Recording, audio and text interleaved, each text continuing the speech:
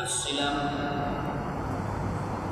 যে রাসূলুল্লাহ সাল্লাল্লাহু আলাইহি ওয়াসাল্লামের জীবন আদর্শ তথা তার পথ পদ্ধতি সাজেশন ইনস্ট্রাকশন তথা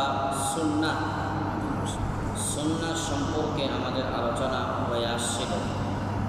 কারণ রাসূলের সুন্নাহ ছাড়া, রাসূলুল্লাহ সাল্লাল্লাহু আলাইহি ওয়াসাল্লামের দিক নির্দেশনা ছাড়া, রাসূলের কথা, কাজ, মৌন সমর্থন, নির্দেশনা এবং কমান্ড ছাড়া আমরা ইসলামের কোনো বিধানেই পালন করতে পারবো না। ঠিক না ব্যাঠি? যে কোনো বিধান পালন করতে হলে রাসূলুল্লাহ যেভাবে করেছেন, যেভাবে সাজেশন দিয়েছেন এবং রাসূলুল্লাহ সাল্লাল্লাহু আলাইহি ওয়াসাল্লামকে দেখে সাহাবায়ে কেরাম রাদিয়াল্লাহু তাআলা আলাইহিম আজমাইন যেইভাবে তারা করেছেন এবং তাদেরকে দেখে তাবেঈনরা যেভাবে করেছেন, এইভাবে পরম্পরায় আমাদের পর্যন্ত আমরা ইসলামকে পেয়েছি এবং ইসলামকে বুঝতেও আমাদের সুবিধা হয়েছে। এই জন্য সুন্নাহ ছাড়া আমরা কখনোই কমপ্লিটলি ইসলামের উপর চলতে পারবো না। কোরআনকে বুঝতে হলে সুন্নাহ ছাড়া, রাসূলের আকওয়াল আফআল এবং তাকারির ছাড়া আমরা কখনোই কমপ্লিটলি এবং আল্লাহর পছন্দ মাফিক ইসলামের উপর আমরা চলতে পারবো না। আমরা সালাত থেকে শুরু করে যাবতীয় যত ধরনের বিধানাবলী আছে, হুকুম আহকাম আছে, রাসূলের দিক নির্দেশনা ছাড়া, তার পথ বাতলানো পদ্ধতি ছাড়া আমরা কেউ এটাকে পূর্ণাঙ্গভাবে বাস্তবায়ন করতে পারব না। এই জন্য আল্লাহ রাব্বুল আলামিন সূরাতুল হাশরে বলেন যে তোমাদের কাছে রাসূল যা কিছু নিয়ে এসেছেন সেগুলোকে তোমরা আঁকড়িয়ে ধরো, আর যা কিছু থেকে নিষেধ করেছেন, বারণ করেছেন, সেগুলো থেকে তোমরা বিরত থাকো। আল্লাহ বলেন ওয়ামা আতাকুমুর রাসূল ফাখুযু ওয়ামা নাহাকুম আনহু ফান্তাহু। আল্লাহ রাসূল যা নিয়ে এসেছেন তা করো, আর যা বারণ করেছেন তা থেকে বিরত থাকো এবং আল্লাহকে ভয় করো। কখনোই রাসূলের বিরুদ্ধাচরণ করা যাবে না। রাসূল একটা কথা বলেছেন, তার কথার বাইরে যাওয়া যাবে না। রাসূল যা নিষেধ করেছেন তা আমাদেরকে করা যাবে না। এই ধৃষ্টতা এবং এই কী বলে এটাকে মানে অনধিকার চর্চা করাটা, ইন্টারফেয়ার করা, এটা কোনো আশিক রাসূল সাচ্চা মুমিন মুসলমানদের কোয়ালিটি বৈশিষ্ট্য হতে পারে না। এই জন্য আল্লাহ বলেন ওয়াত্তাকুল্লাহ, সীমালঙ্ঘন করা যাবে না। আল্লাহকে ভয় করো, যা রাসূল নিয়ে এসেছেন পালন করো, যা বারণ করেছেন বিরত থাকো। এখানে সীমালঙ্ঘন করা যাবে না। হটকারিতা বশত, জিদ বশত, বিভিন্ন ক্ষমতাকে ব্যবহার করে পারিপার্শ্বিক বিভিন্ন বিষয়কে কেন্দ্র করে হটকারিতা করবা, এর সুযোগ নেই। এই জন্য আল্লাহ রাব্বুল আলামিন সূরাতুল আহজাবে বলেন লাকাদ কানা লাকুম ফি রাসূলিল্লাহি উসওয়াতুন হাসানাহ লিমান কানা ইয়ারজুল্লাহা ওয়াল ইয়াওমাল আখির। রব্বুল আলামিন বলেন বান্দারে, তোমরা যদি ইসলামের উপর পরিপূর্ণভাবে চলতে চাও, ইসলামকে যদি তোমরা পরিপূর্ণভাবে মেনে চলতে চাও, তোমরা সরাসরি কোরআন থেকে তোমরা কখনোই ইসলামের উপর কমপ্লিটলি চলতে তোমরা পারবে না। এই জন্য আমি আল্লাহ রাব্বুল আলামিন তোমাদের জন্য একজন দিক নির্দেশক হিসাবে, একজন ইনস্ট্রাক্টর হিসাবে আমি আল্লাহ রাব্বুল আলামিন বিশ্ব নবী তথা মুহাম্মদ মুস্তাফা সাল্লাল্লাহু আলাইহি ওয়াসাল্লামকে তোমাদের জন্য রোল মডেল করে আমি আল্লাহ প্রেরণ করলাম।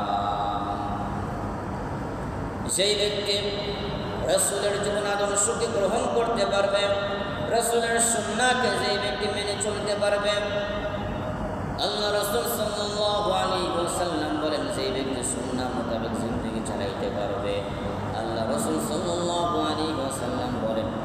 মাফিক সুন্নাহ মাফিক যেই ব্যক্তি জীবন জিন্দেগি চালাতে পারবে সেই ব্যক্তির পথভ্রষ্টতা হওয়ার আর কোনো সুযোগ নাই।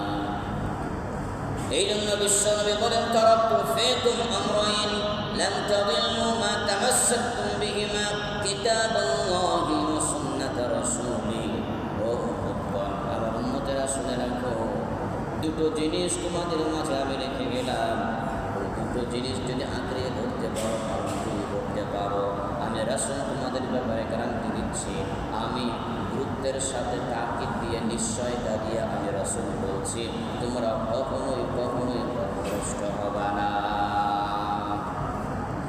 এই জন্য মুআজ্জাজ মুকাররম রাসূলের সুন্নাহ যদি আমরা বিসর্জন দেই, ছেড়ে যদি দেই, রাসূলের সুন্নাহ মাফিক যদি জিন্দেগি না চালাই, রাসূল বলেন, লাউ তারাকতুম সুন্নাতা নাবিয়্যিকুম লাযালালতুম।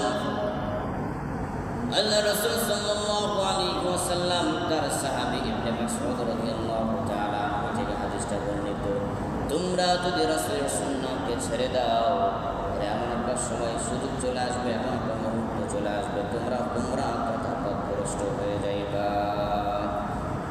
কারণ ওগুলো সুন্নাহ মোতাবেক জিন্দেগি চালাইলেই কিন্তু আমাদের ওয়াজিব ফরজ এই বিধানাবলী ঠিক থাকে, এই বিধানগুলো আমরা ঠিকঠাকভাবে পালন করতে পারবো। সুন্নাহ যদি ঠিক না থাকে তাহলে যে কোনো সময় ওয়াজিবের উপর আক্রমণ আসতে পারে, আক্রমণ আসলে ওয়াজিবও আমরা বর্জন করতে পারি। আবার ওয়াজিব যদি বর্জন হয়ে যায়, একটা সময় এমন সময় চলে আসবে ফরজের উপর আক্রমণ আসবে। ফরজের উপর যখন আক্রমণ আসবে, সইতে না পেরে ফরজও আমরা বর্জন করতে পারি।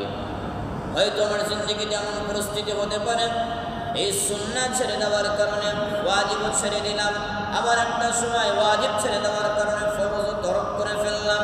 ফরজ তরক করার কারণে আমার জীবনে এমন একটা সময় আসবে তখন আমার মধ্যে ঈমান বলতে, আমার মধ্যে আল্লাহ ভরসা বলতে, মুসলমানদের যে কোয়ালিটি, এগুলো আমার মাঝ থেকে জায়েল হয়ে যাবে। তখন আমার অবস্থা এমন হয়ে যাবে, আমার মৌতটা একদিন অবস্থায় তথা কাফের অবস্থায় হয়ে যেতে পারে। কারণ সুন্নাহ নাই মানে কিছুদিন পর ওয়াজিবও থাকবে না, আবার ওয়াজিব থাকবে না, এইভাবে কিছুদিন ওয়াজিব বর্জন করতে করতে একটা সময় এমন আসবে ফরজও আমরা পালন করতে পারব না। এই জন্য তো একজন ফার্সি কবি বলেছেন, দুঃখ যাও সুন্নতে আহমদ কুজা মুহাম্মদ কিবত নিসবতুরা কাদ শাইত মিকুনি নামত ওয়ালি বরওয়ালি নাসতুলানাত বরওয়ালি। আমি কোথায় সুন্নত যদি আঁকড়ে ধরতে না পারি, ও সম্মানিত মুসলমানের কারণ সুন্নত নাই, তার মানে আমার ইসলামটা আমার উপর খতরা তথা বিপদের উপর আছে। যে কোনো সময় ইসলাম ঈমান আমার থেকে জায়েল হয়ে যেতে পারে। কারণ আমার ব্যারিকেড ঠিক নাই, আমার বাউন্ডারিও ঠিক নাই, আমার প্রাচীরও ঠিক নাই। যে কোনো সময় আক্রমণ হয়ে আমার জীবন থেকে ঈমানটা নাই হয়ে যেতে পারে। কথা কি বুঝে আসছে আপনাদের? এই জন্য রাসূলের জীবন আদর্শ ছাড়া, রাসূলের সুন্নাহ ছাড়া আমরা কখনোই কমপ্লিটলি আমরা ইসলামের উপর চলতে পারবো না।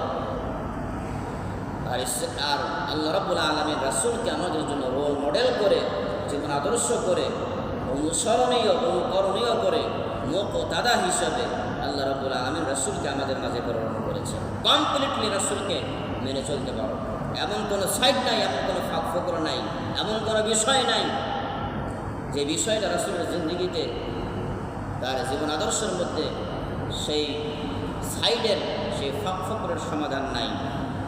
প্রত্যেকটা বিষয়ের সমাধান রাসূলের জীবনী থেকে, সিরাত থেকে, সুরত থেকে, হাদিস থেকে, সুন্নাহ থেকে, সাহাবায়ে কেরামদের আমল থেকে আমরা সমাধান করতে পারি। এই জন্য ইসলাম কমপ্লিট ফুল অফ লাইফ। ইসলাম এমন একটা জীবন ব্যবস্থার নাম, শুধু নিছক মসজিদের মধ্যেই শুধু আল্লাহ, শুধু নামাজ রোজা পালন করার মধ্যেই শুধু ইসলামটা নিহিত না। ইসলামটা হলো আমাদের ব্যক্তিগত জীবন থেকে শুরু করে একদম আন্তর্জাতিক জীবন পর্যন্ত সর্বমহলে ইসলামের বিচরণ আছে, চলাফেরা আছে।